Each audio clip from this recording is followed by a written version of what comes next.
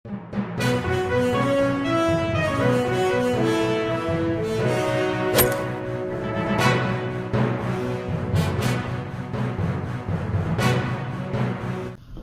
محترم، السلام علیکم ورحمۃ اللہ وبرکاتہ۔ اعوذ باللہ من الشیطان اللعین الرجیم، بسم اللہ الرحمن الرحیم۔ الحمد للہ الذی ہدانا لہذا وما کنا لنہتدی لولا ان ہدانا اللہ لقد جاءت رسل ربنا بالحق ثم الصلاة والسلام على اشرف الانبیاء والمرسلین سیدنا و نبینا ابی القاسم مصطفیٰ محمد وعلى اہل بیتہ الطیبین الطاہرین، اما بعد فقد قال اللہ الحکیم فی القرآن الکریم وقولہ الحق وهو اصدق القائلین۔ بسم اللہ الرحمن الرحیم۔ یا ایہا الذین آمنوا کتب علیکم الصیام کما کتب علی الذین من قبلکم لعلکم تتقون، صدق اللہ العلی العظیم۔ اللہم صلی علی محمد وعلی محمد۔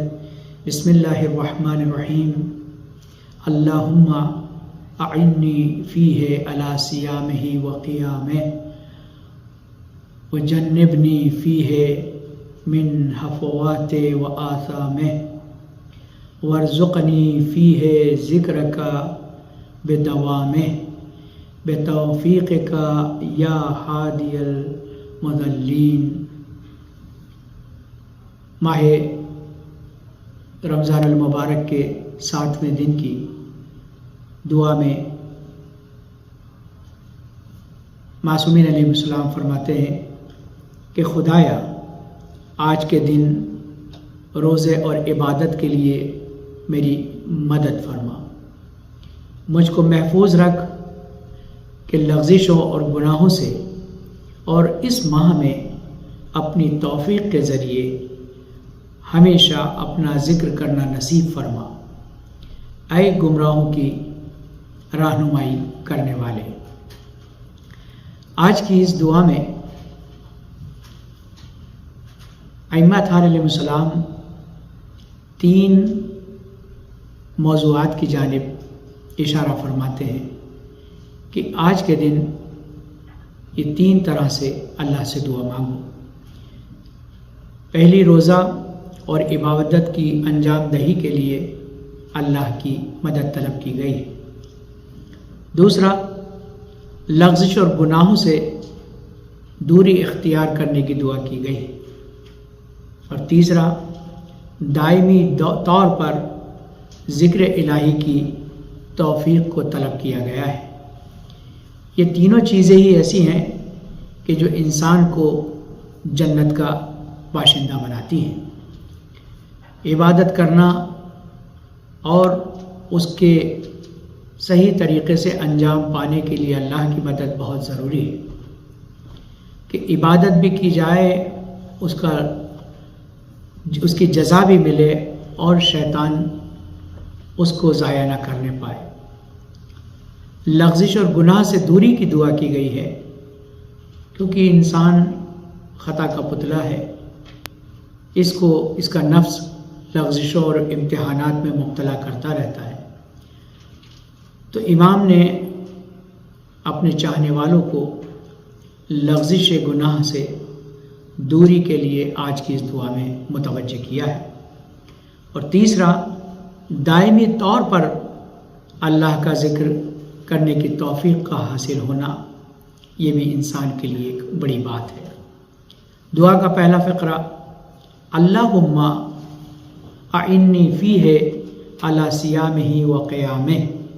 یہ حقیقت ہے کہ بندہ توفیق الہی کے بغیر اس کی عبادت اور اطاعت کی طرف متوجہ نہیں ہو سکتا، اسی لیے اس کی عبادت اور اطاعت کے لیے اسی سے مدد کی درخواست کی گئی۔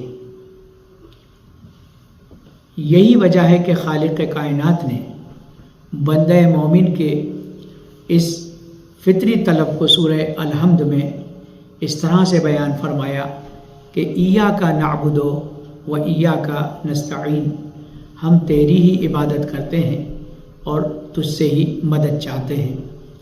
یعنی مدد صرف ابتلا میں نہیں بلکہ دعاؤں میں بھی، عبادتوں میں بھی اس کی مدد شامل حال ہونا، اس کی توفیق شامل حال ہونا ضروری ہے۔ کہتے ہیں کہ سورہ حمد کی اس آیہ کریمہ میں جمع متکلم کا صیغہ استعمال کیا گیا ہے، نعبد و نستعین، کہ صرف جو تم دعا مانگ رہے ہو صرف تمہاری پکار نہیں ہے، بلکہ اس کائنات کے ہر فرد کی پکار یہی ہے کہ وہ اسی کی عبادت کریں اور اسی سے مدد طلب کریں۔ لہٰذا آج کی اس دعا میں اللہ سے یہ توفیقات مانگی گئی ہیں۔ عبادتوں میں سب سے اہم عبادت نماز ہے۔ امام جعفر صادق علیہ الصلوۃ والسلام ارشاد فرماتے ہیں، ان اول ما یحاسب بہ العبد الصلاۃ فإن قبلت قبل ما سواها وإن ردت ردت ما سواها۔ روز قیامت بندے سے سب سے پہلے نماز کے بارے میں حساب اور کتاب ہوگا۔ اگر نماز قبول ہوئی تو دوسرے اعمال بھی قبول کیے جائیں گے، لیکن اور اعمال سے تو وہ پر ہے، لیکن نماز سے اس کا دامن خالی ہے، تو یہ تمام چیزیں رد ہونے کے امکانات ہیں۔ اور دوسری اہم عبادت روزہ ہے کہ حدیث قدسی میں وارد ہوا ہے کہ الصوم لی وانا اجزی لی۔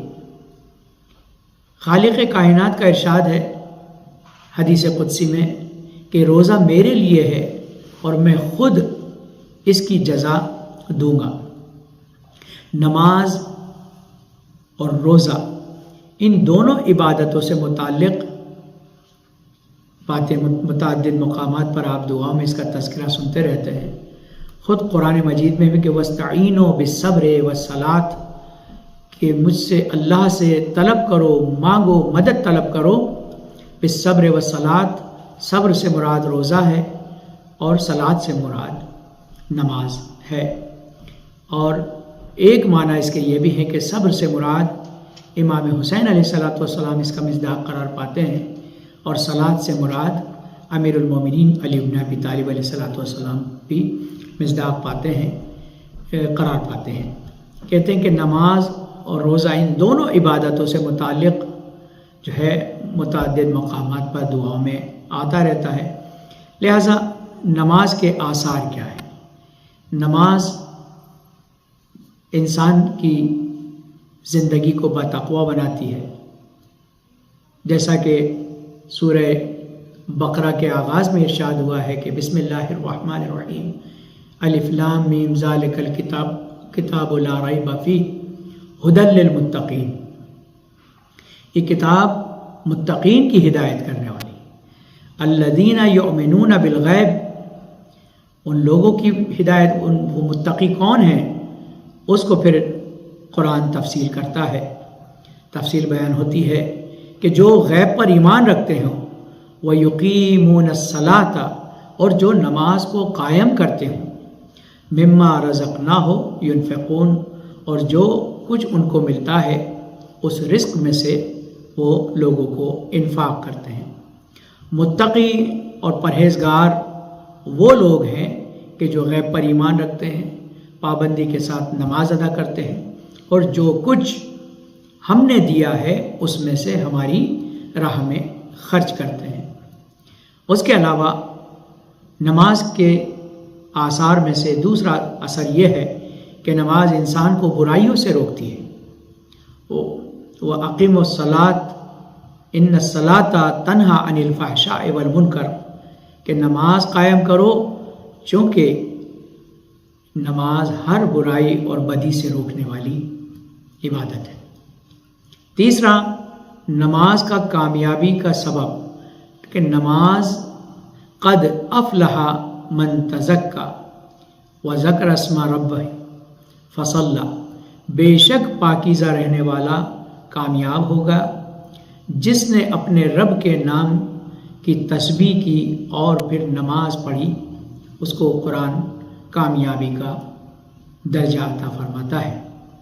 ان کے علاوہ قرآن کریم میں کئی اور آیات کریمہ موجود ہیں کہ جن میں آثار نماز کا ذکر ہوا ہے، مگر یہ تمام آثار حقیقی نماز کے ہیں۔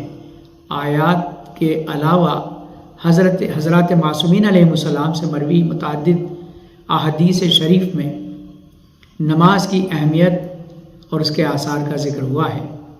ماہ رمضان المبارک کی عبادت کا، جو کہ عبادت کا مہینہ ہے اور عبادتوں میں نماز اور روزہ سر فہرست ہے، لہٰذا آج کی اس دعا میں بندہ مومن کی بارگاہ رب العزت میں درخواست یہی ہونی چاہیے کہ خدایا مجھے اس مہینے میں اپنے لیے روزہ رکھنے اور بکثرت نماز پڑھنے کی توفیق عنایت فرما۔ اس توفیق کا حصول تیری مدد کے بغیر ممکن نہیں ہے۔ دوسرا فقرہ جو آج کی دعا میں بیان ہوا ہے، وہ جنبنی فی ہے من حفوات و آثامہ۔ عربی میں حفوات لغزشوں کو اور آثام یعنی اثم کی جمع ہے، گناہوں کو کہتے ہیں۔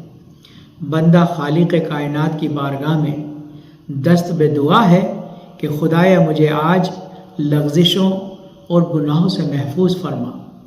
اے نفس کو گناہوں اور لغزشوں سے محفوظ رکھنا ہی در حقیقت زہد اور ورع کی اور تقوی اور پرہیزگاری کی نشانی ہے۔ ماہ رمضان المبارک میں جو کہ ماہ صیام ہے اور روزہ سر چشمہ تقوی ہے، یعنی تقوی کے چشمے جہاں سے پھوٹتے ہیں وہ روزہ ہے، جیسا کہ قرآن مجید میں ارشاد رب العزت ہے کہ یا ایھا الذین آمنوا کتب علیکم الصیام کما کتب علی الذین من قبلکم لعلکم تتقون، کہ اے ایمان والو تم پر روزہ فرض کر دیا گیا ہے جس طرح تم سے پہلے والوں پر فرض کر دیا گیا تھا تاکہ تم تقوی اختیار کرو۔ روح تقوی گناہوں اور لغزشوں سے اجتناب اور دوری کرنے کا نام ہے، اور انسان کو یہ صفت حقیقی روزے سے حاصل ہوتی ہے۔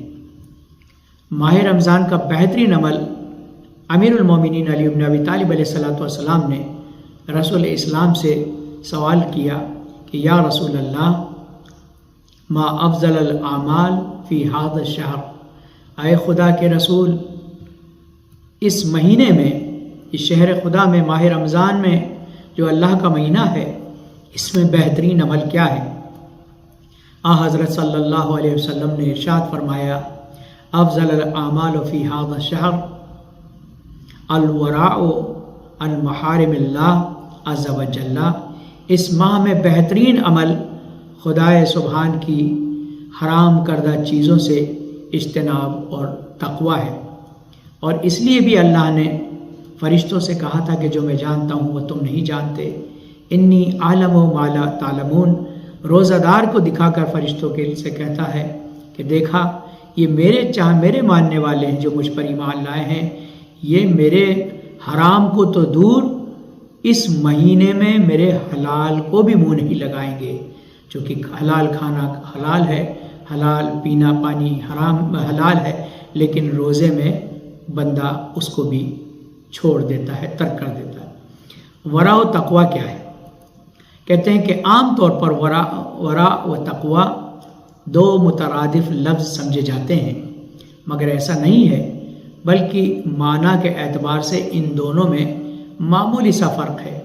تقوی کی تعریف میں راغب اصفہانی لکھتے ہیں کہ التقوی حفظ النفس اما یؤثم، ان چیزوں سے نفس کی حفاظت کرنا جو گناہ کہے جاتے ہیں، اور گناہ دو چیزوں میں واجبات کا ترک کرنا اور حرام کاموں کو انجام دینا، یہی دو چیزیں ہیں جو گناہ قرار پاتی ہیں، اللہ کے فرمان کی نافرمانی بھی اور اللہ کے منع کیے ہوئے چیزوں کو استعمال کرنے میں بھی۔